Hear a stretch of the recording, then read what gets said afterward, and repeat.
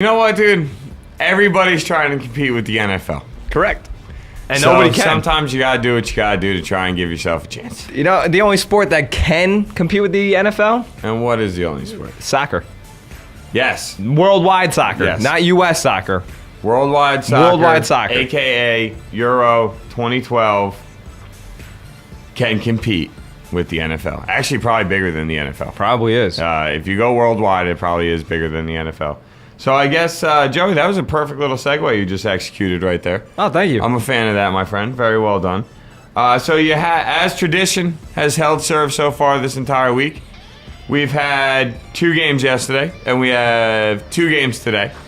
It seems to be the style they've got going. And then all the final games, I think, are over the weekend, which should be really excited. Like I said the other day, they play them all simultaneously, so that one team has to play hard. Even for instance, Germany has 6 points. Yeah, right they're now. they locked it up, right? They're pretty much straight when it comes down to being able to get one of the 2 spots that advance.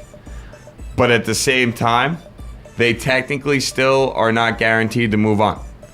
Mathematically, things could unfold that they could not be one of the 2 teams that moves on. Well, Khan did tell us last week that your goal is to get 7 points. 7 points will get you to advance. Yeah, well, exactly. So they're at 6. So that's the idea. You know, they're at 6. Denmark and Portugal are both at 3, with Portugal beating Denmark yesterday as well, 3-2. Ronaldo, once again, didn't really do much, but Portugal as a whole looked nuts. He's lucky that Varela, is that who scored the last goal? I think so, yeah. Ronaldo's so lucky that dude scored that goal, or else Portugal might be killing Ronaldo today.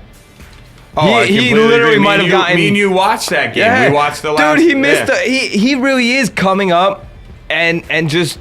He's LeBron James. He's choking. He's choking in the internationals. Yesterday, I was saying, you know what? Other people got to step up. They got to help him out. Okay, they did that yesterday, and he's just choking it up. I don't understand if it's because of all the pressure that comes with being a part of Portugal, but he does not perform well at all on the big stage. No. I'm baffled by it. Yeah, I'm a little surprised. I couldn't believe his what's it called? That goal that he sent wide right. He so should have had that. He sent another one right at the goalie. He missed 2 of them. It was it's disappointing because I mean, as a basic soccer fan who really I get into the big world tournaments. That's what I get into when it comes down to soccer. And I do too. And perfectly timed. Our buddy Khan hops into the chat room as we're talking about soccer. Oh, that's awesome. Khan, perfect timing, my friend. Perfect. We're talking about the crazy game between Portugal and Denmark yesterday and how Cristiano Ronaldo just cannot do anything in a major, sporting event? Europe, like a match. An international match. Thank you. International was the word I was looking for. But what a great game that was. Germany beating the Netherlands, for the most part, was a dominant performance by Germany until late when the Netherlands finally scored. And I'm sorry, though. I got to jump right back into Portugal, though. We can stay there for a while. I'm cool with it. Portugal, I felt like dominated this game. It didn't even seem like it was, a 3-2 type of game. Portugal was dominating them. And no, they let them just get back in it. And that's what I don't understand. And a big shout out, though, to Denmark's Nicholas Bentner. He had both their goals, and he really kept them in it. And it baffled me that Portugal actually won this game. Valera in the 87th minute connected, and he actually almost connected in their first game too at the same exact moment, but he didn't come up clutch in that first game. But this time he saves Ronaldo's ass from getting fried up in Portugal. Oh yeah, it would have been bad. It would have been bad because the draw really wouldn't have helped. No, not at all. Helped them at all. Would have gave Denmark 4 points.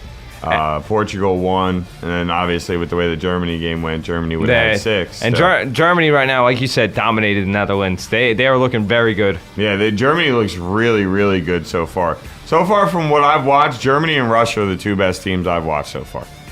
Obviously, I've not seen every game from beginning to end, so please know when I say that. My opinion is based on what I have seen. And what I have seen is Germany and Russia both look really, really good. The interesting thing is on Sunday, Portugal will play the Netherlands and Denmark will play Germany. So if you get a Netherlands win and a Denmark win, then you'll have Denmark at 6, Germany at 6, Netherlands and Portugal both at 3. So you get Germany. I don't know how it works out that Germany technically didn't clinch a spot yet, but when they commentated after the game, they blatantly said the Germans have not clinched a spot in the semifinals, nor has the Netherlands officially been eliminated from moving on. I guess technically if Germany loses 2 games and Netherlands they only got win, 1 game left. Oh, yeah. 3 games. The final games are 3 games this weekend. Duh. I much respect, though, to how they organize this, man. This is perfect. 2 games a day, every day for a week straight. Then you get into your elimination round. Yep. They get through it, bro. It's not like the NBA playoffs where it takes a month and a half to get to the finals. Yeah, they bang it out, bro.